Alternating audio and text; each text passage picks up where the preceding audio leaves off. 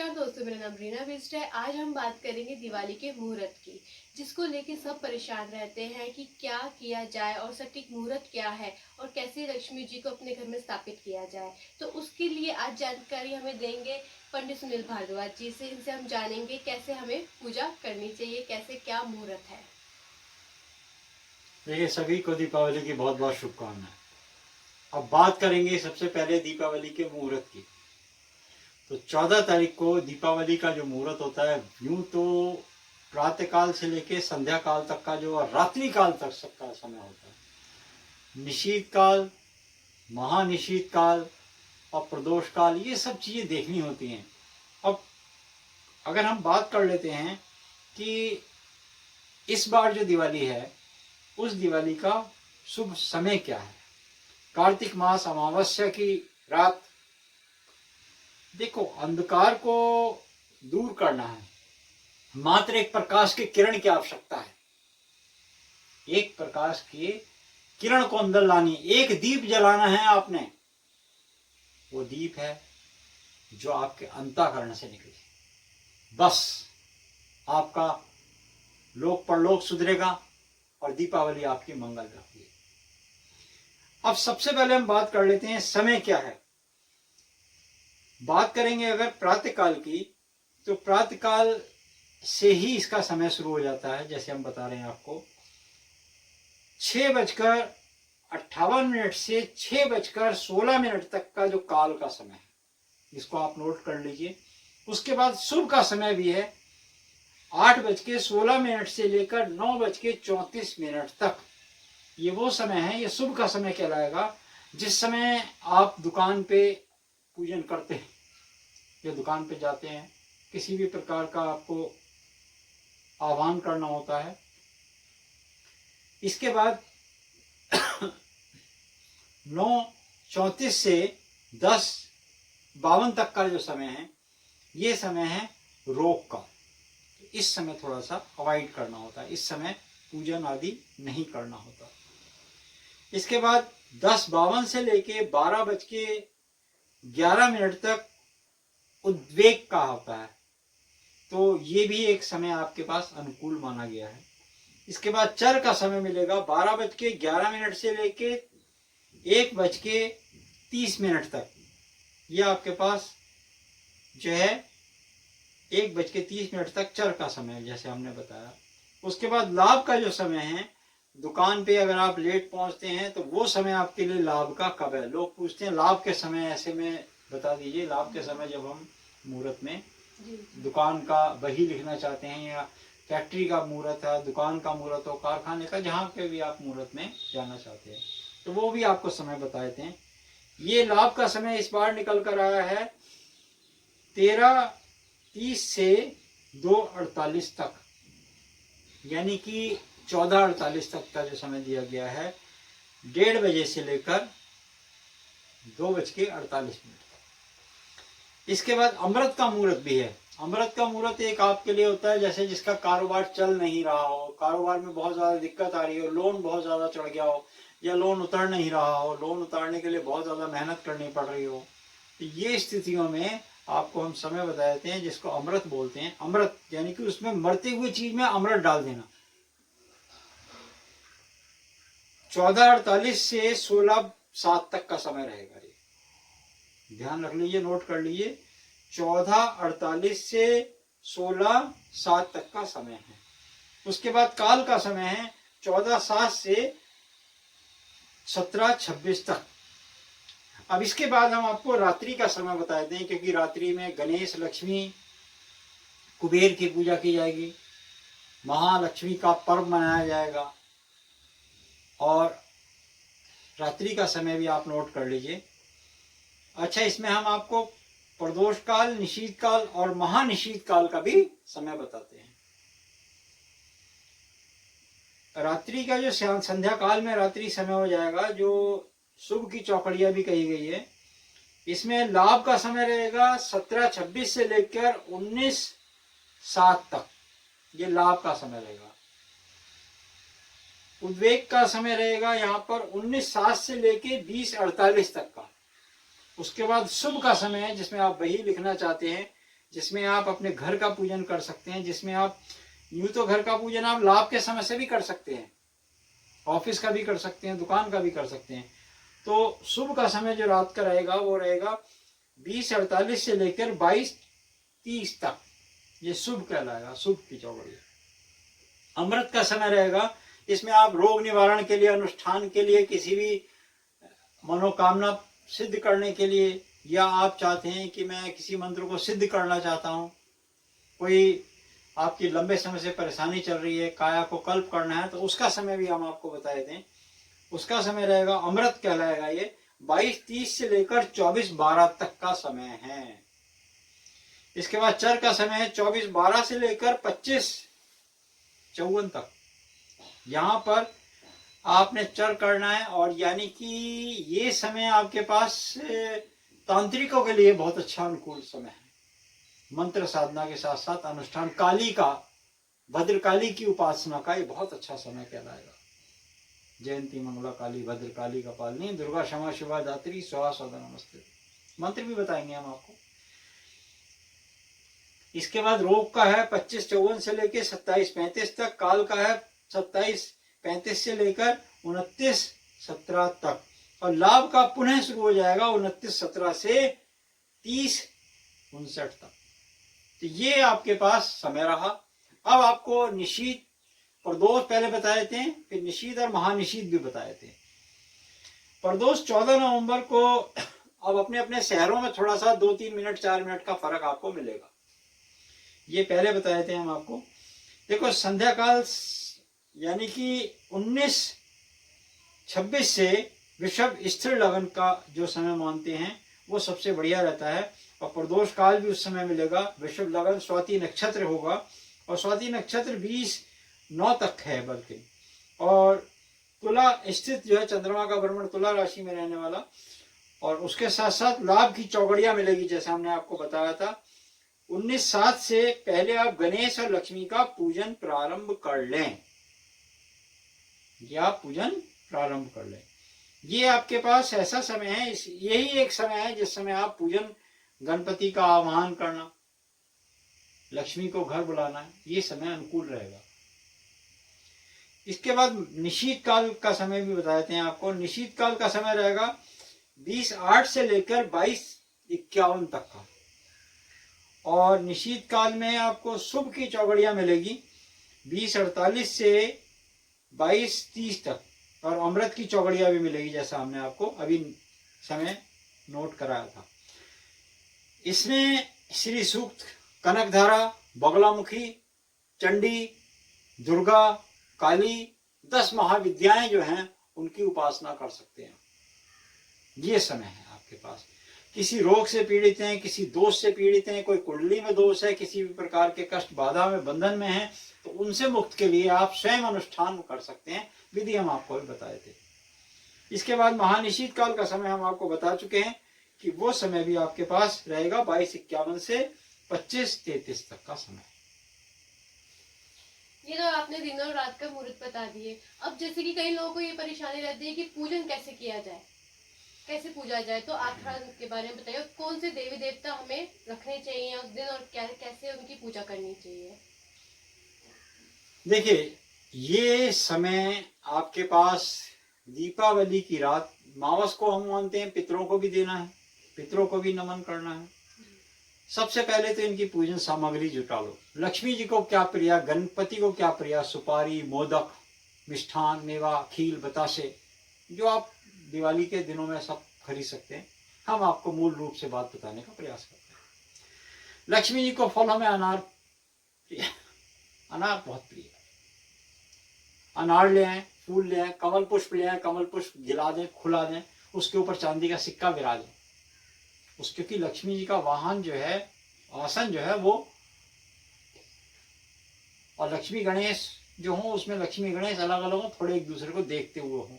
ईशान में या उत्तर दिशा में आप पूर्व में बिठाएं, वो आपको अपनी तरफ देखते हुए। और याद रखें, गणेश जी का वाहन चूहा और लक्ष्मी जी का उल्लू उसमें अंकित होना चाहिए। अब इसमें 2-3 बातें लिखी हैं कि गोमती चक्र, कौड़ी, साथ में आपको शंख, ये साथ में होना चाहिए, क्योंकि ये सब समुद्र से निकली, समुद्र मंथन से निकली। समुद्र मंथन के समय लक्ष्मी जी का वार और दिन निश्चित कर दिया था, शुक्रवार, और साथ में पर्व उनका माना था दीपावली। अब दीपावली का जब पर्व आया तो कैसे मनाएं?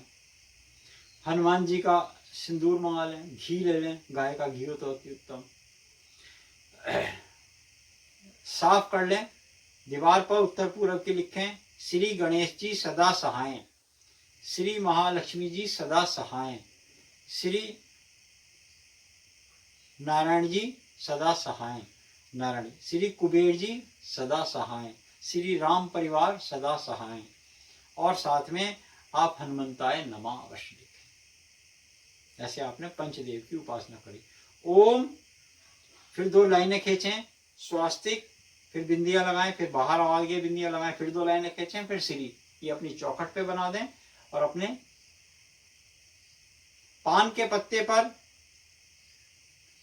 राम लिख के चढ़ा दें। पुंगी फलम बना लें तो इलायची और लौंग रख के, मिश्री लौंग रख के बंद करें और पुंगी फलम दोनों को समर्पित करें दिवाली की रात को। ये विधान जो हम आपको पहले बता रहे हैं इकट्ठा कर लें। कमल गट्टे की माला हो तो अति उत्तम, आसन हो गुलाबी रंग का तो बहुत अच्छा। ये सब सामग्री जुटाने के बाद अब आपने क्या करना है, विधिवत जैसे ये लिखा हुआ है, देखते हैं लिखा हुआ, हमने श्री गणेश जी सदा सहाय, श्री महालक्ष्मी जी सदा सहाय, कुबेर जी सदा सहाय, विष्णु जी सदा सहाय, हनुमान जी सदा सहाय, साथ में राधे राधे।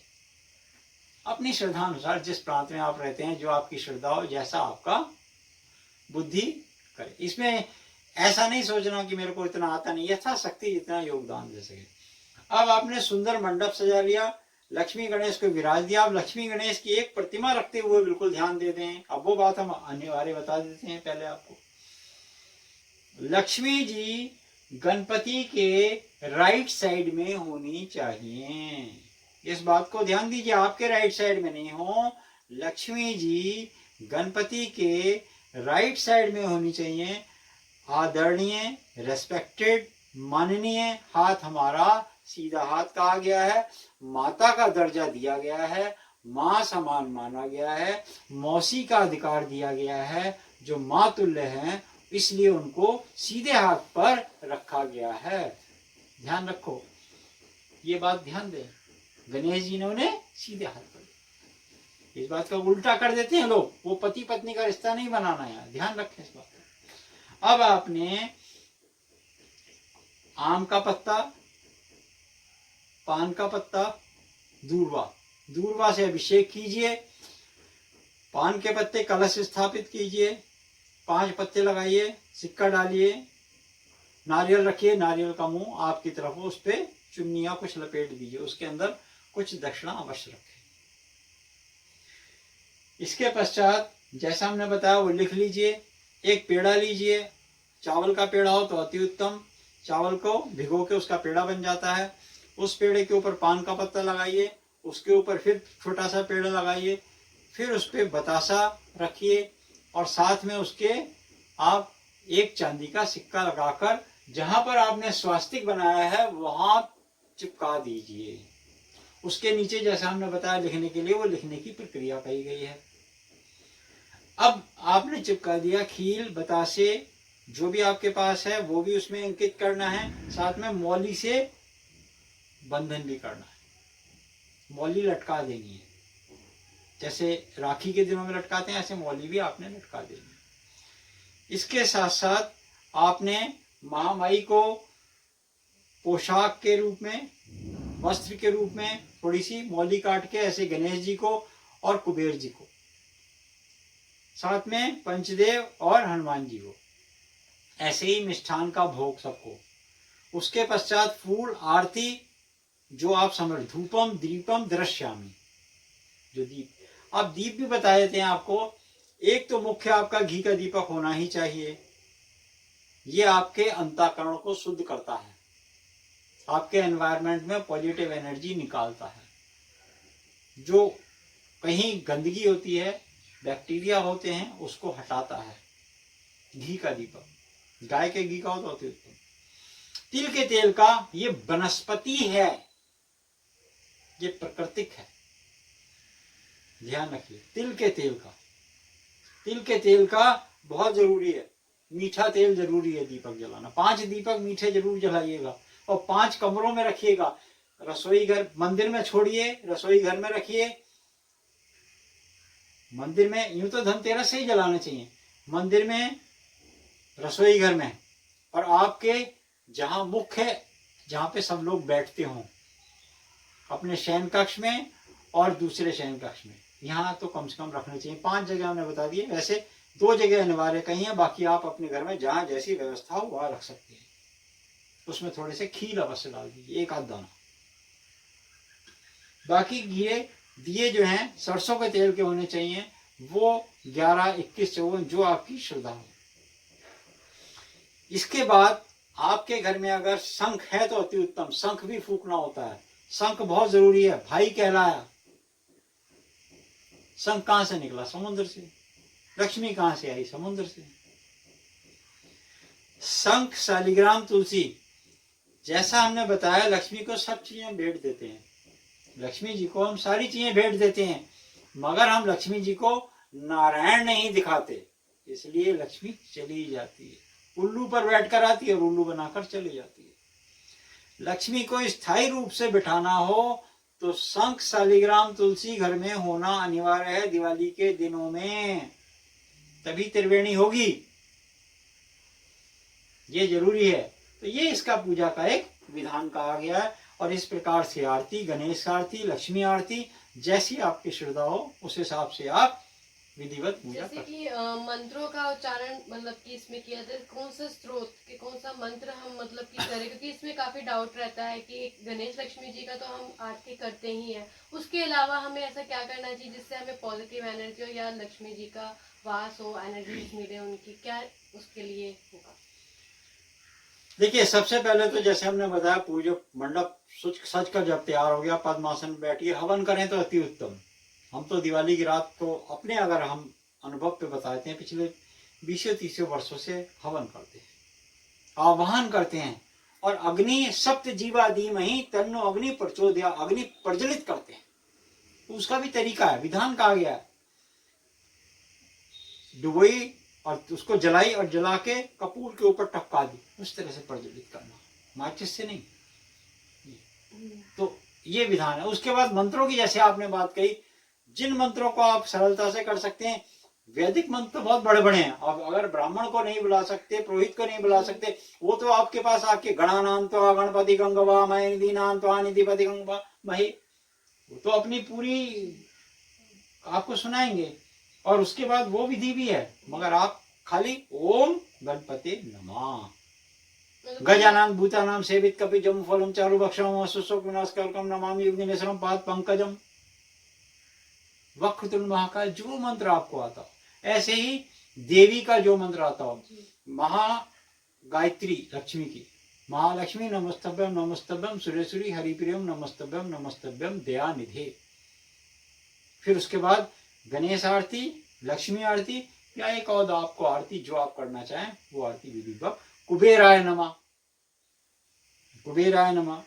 तो सभी देवताओं को आप इस तरीके से बुला सकते हैं। यंत्र आपके पास स्थापित हो, गणेश यंत्र, लक्ष्मी यंत्र, संपूर्ण कुबेर महालक्ष्मी यंत्र, इस तरह अगर आपके पास घर में यंत्र है तो उसके यंत्र की विधिवत आप पूजा कर सकते हैं। श्री यंत्र की पूजा भी इसके साथ साथ की जाती है।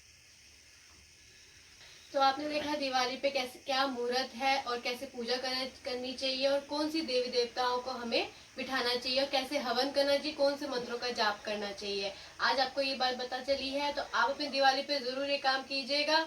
और आप सबको हैप्पी दिवाली, अपने परिवार के साथ अच्छे से खुशी से आप अपनी दिवाली बनाइए। नमस्कार। नमस्कार।